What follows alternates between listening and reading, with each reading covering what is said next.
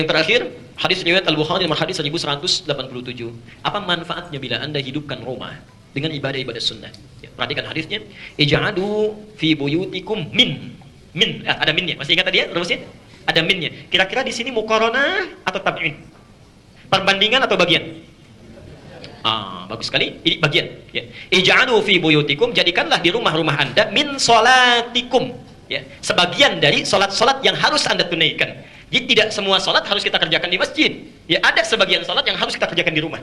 Kata Nabi, hidupkan rumah itu, hidupkan. Wala tattakhidhuha qubura. Jangan sampai Anda jadikan rumah Anda seperti kuburan. Tahu kuburan? Sudah pernah masuk? Bagaimana bisa tahu kalau belum pernah masuk? Baik. Anda kalau lihat rumah dari luar kan tidak bisa bedakan mana rumah yang dipakai ibadah dengan yang tidak. Ya kan? Ingat, ada barzakh, ada kubur, itu lain. Ada barzakh, ada kubur. Pernah dengar alam barzakh? Ya kan? Alam kubur lebih menyenangkan mana, disebut alam barzakh atau alam kubur?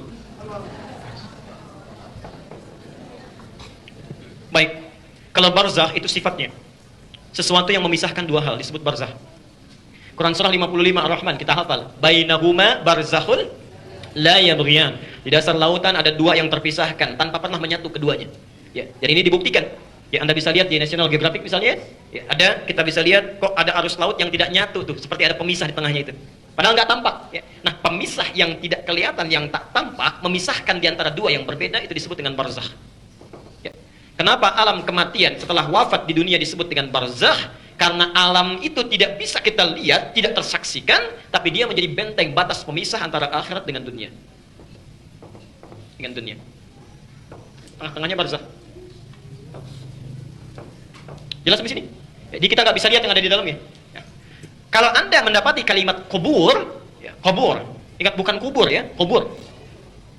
Kalau dikubur saat dimasukkan, kalau kubur suasananya. Suasananya.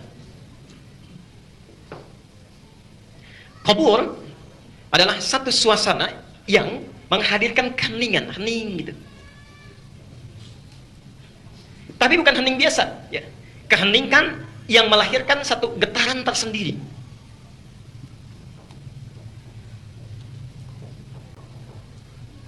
Coba cek, Bapak Ibu pergi ke danau yang tidak ada getaran, deh, tidak ada gelombang, yang tenang gitu, terus lihat ke situ. Kira-kira hening tidak? Hening. Ada nggak getaran di hati? Belum tentu, cuma hening saja kan? Hening. Tapi coba lewat alam kubur, ya, alam barzakh tuh, lagi ditumpulin, begitu lewat ke situ aja, sambil jalan, jangan pakai mobil, jalan begini. Baik, hening tidak suasananya? Hening. Ada getaran nggak di hatinya? Itu poinnya. Jelas ya? Pelan-pelan. Nah, pelan-pelan, sebentar.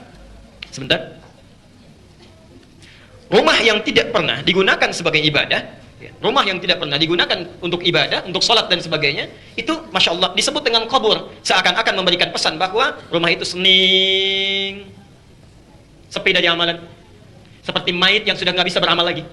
Ya. Ini kalimatnya tajam sekali, bukan cuma tempatnya, karena di dalam kubur itu sesuatu yang menyebabkan bergetar itu apanya? Lihat makna, kedalaman maknanya. Yang menyebabkan kita bergetar ketika lewat ke alam kubur itu apanya?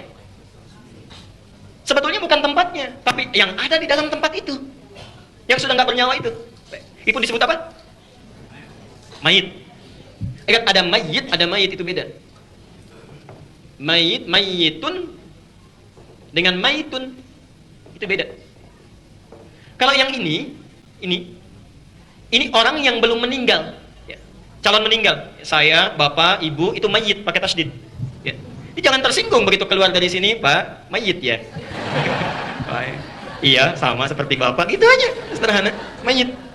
Tapi kalau tasdidnya hilang, mayit itu artinya orang yang sudah kehilangan rohnya, nafasnya sudah hilang. Ya. Maka hilang tasdidnya, dicabut, diambil tasdidnya ke atas nih, dicabut. Ya. Siapa yang ngambil tasdidnya? Namanya maut. Ya. Jadi maut mengambil tasdid ini sehingga tersisa bulatannya. Quran surah 32 ayat yang ke-11. Qul yatawaffakum malakul mautil ladzi wukila bikum. Quran surah ketiga ayat 185, ya. Kullu nafsin dha'iqatul maut, ini yang ngambil. Nih, sehingga tersisa ini saja. Kalau sudah dibawa ke dalam keranda, berubah namanya menjadi jenazah. Ya. Jadi yang membuat orang begitu bergetar keadaannya itu karena ada mayit di dalamnya. Nah, yang dilihat jangan getarannya, Nabi menyerupakan rumah yang tidak pernah digunakan sebagai ibadah, khususnya sholat, itu tidak ubahnya seperti kuburan, sifat heningnya. Yang kedua, sifat getarannya bukan getarnya, tapi ubahnya, maaf sekali lagi, penghuninya tidak ubahnya seperti mayit. Itu maksudnya. Karena mayit tidak bisa beramal lagi. Ya. Jadi kalau yang di alam kubur nggak bisa sholat, itu wajar, karena sudah nggak ada amalan, nggak mampu. Tapi orang hidup masih nggak mau sholat, itu yang tidak wajar. Ya. Kalau dalam bahasa agak, maaf ya, kalau dalam bahasa agak tegas ya, saya tidak mengatakan kasar, ya, lebih baik cepat meninggal aja. Lebih bagus orang meninggal gak beramal dari kamu hidup, daripada kamu hidup tapi gak beramal. Ya. Kalau dalam bahasa yang lain, orang hidup yang di rumahnya nggak pernah dipakai ibadah, lebih baik cepat meninggal aja. Karena di alam kubur juga banyak yang seperti kamu, gitu. Ya. Dia di rumahnya sudah tidak beramal lagi. Jelas sampai sini? Baik, cek di rumah ya, hati-hati. Jangan-jangan yang lainnya banyak dikumandangkan tapi ibadah sepi dari amalan.